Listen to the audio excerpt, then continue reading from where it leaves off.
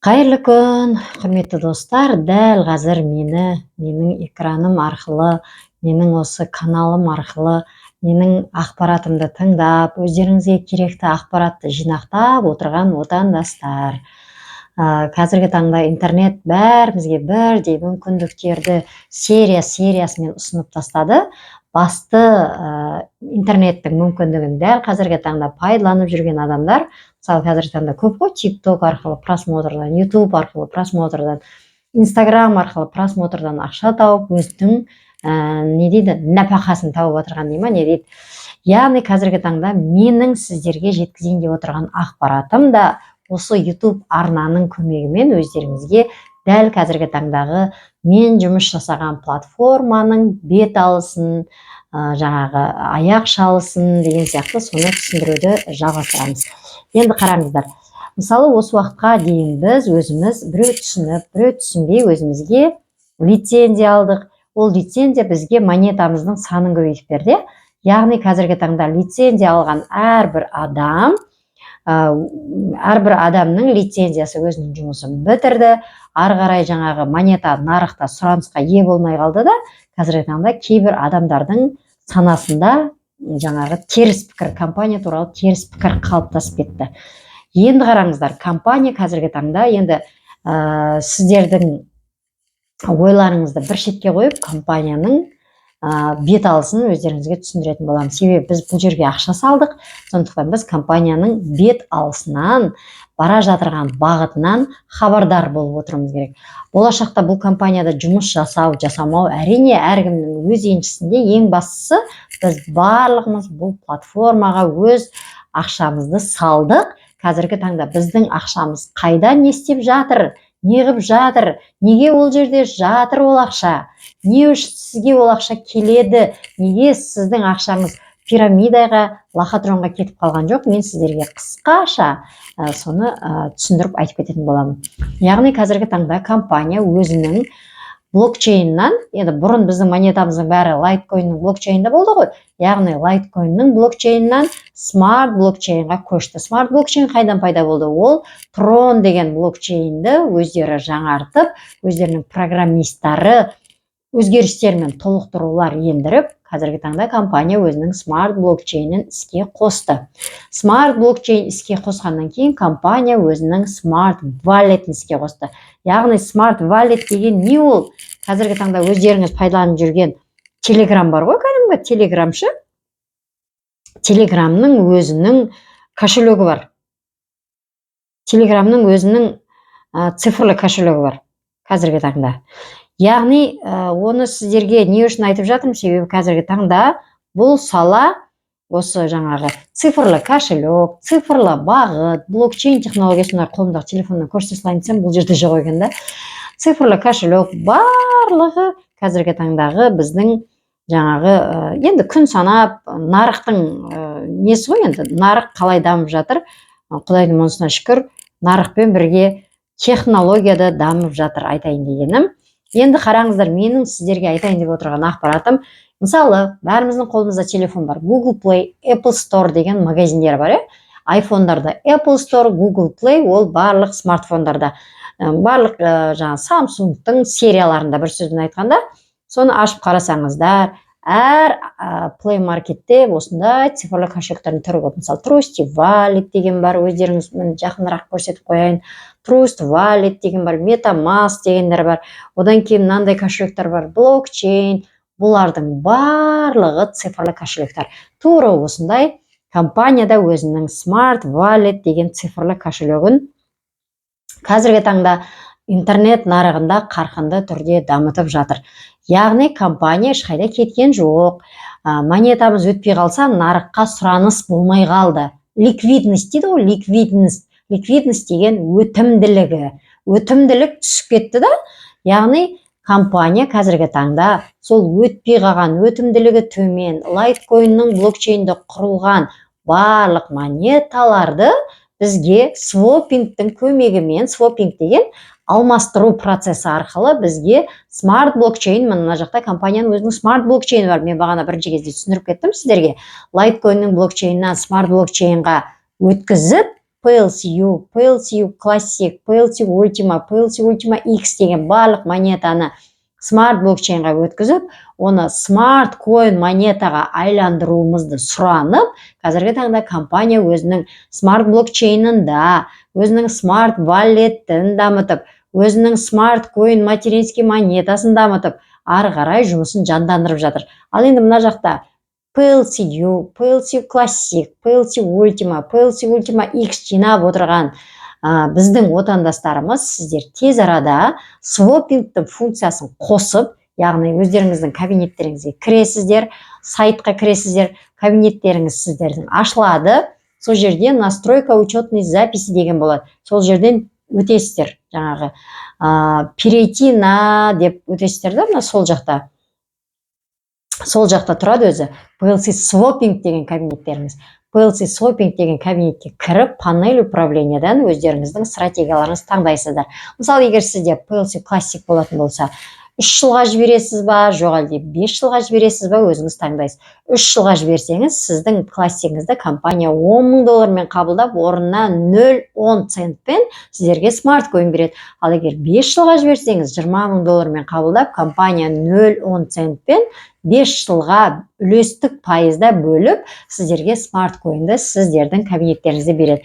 Яғни компания PLC Ultima өтпей қалды, классик тұрып қалды деп тұрып қалған жоқ. Компания экономика саласына байланыстыруға, өзінің монетасын байланыстыруға ниеттеніп, смарт блокчейнға өтіп, өзінің смарт валетін дамытып, өзінің материнский монетасы смарт коинді дамытып, қазіргі таңда үлкен жұмыстар жасап жатыр.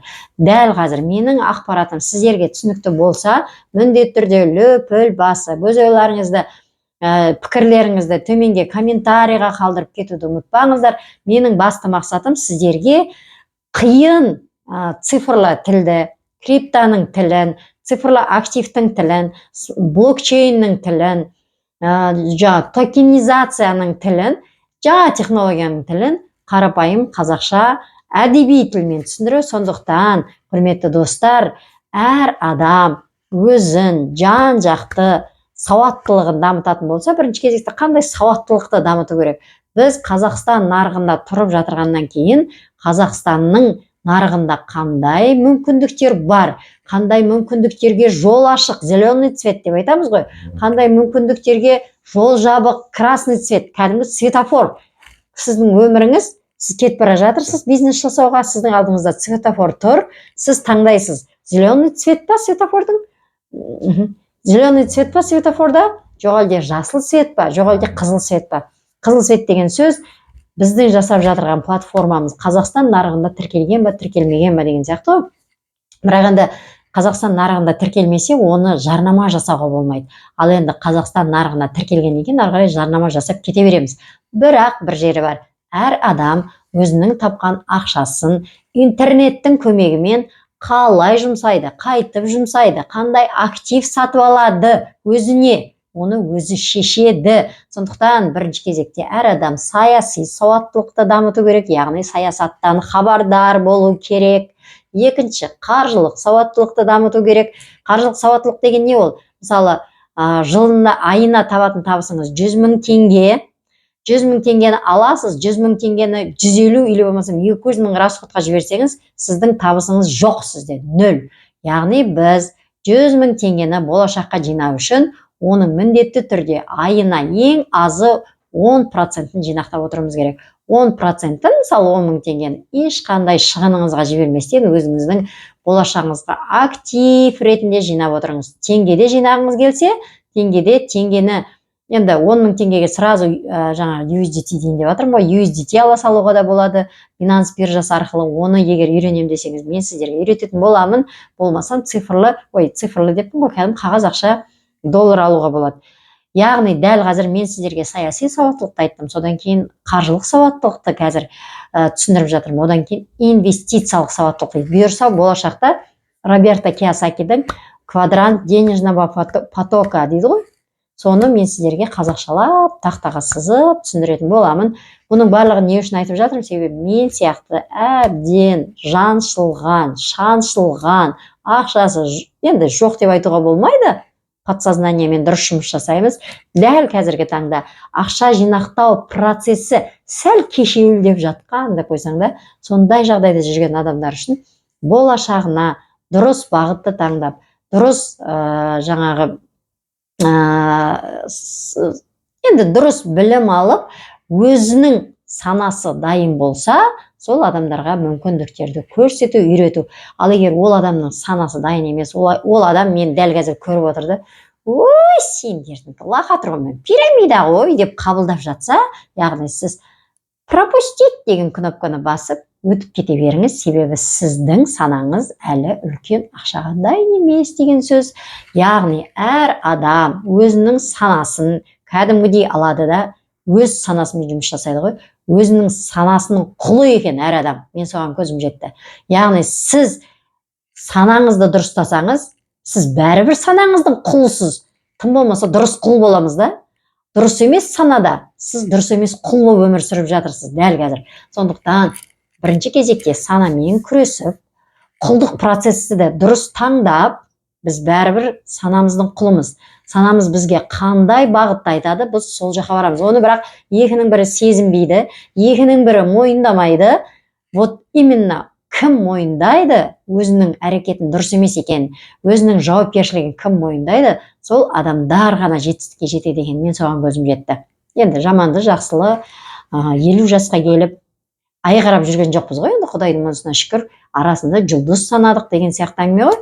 Сондықтан құрметті достар, дәл қазір менің видеом ұнап жатса, міндетті түрде лүпіл басып, өз ойларыңызды комментарийға қалдырып, сұрақтарыңыз болса, қандай бағыт түсініксіз, міндетті түрде комментарийға өз ойларыңызды бөлісіп кетуді ұмытпаңыздар.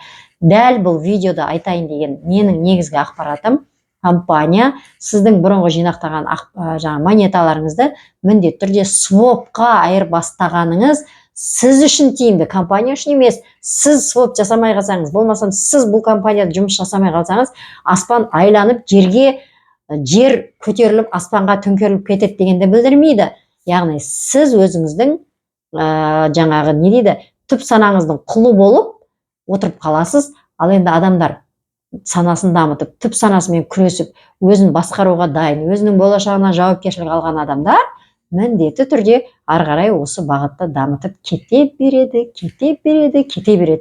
Оның үстіне компания ол адамдарға сондай мүмкіндік беріп жатыр, бере береді. Сондықтан дәл қазір осы ақпаратты дұрыс жағына түсінуге әрекет жасап, өздеріңізді осы саланы меңгеруге үлес қосып жіберші деген адамдар болса, міндетті түрде комментарийға жазып кетіңіздер.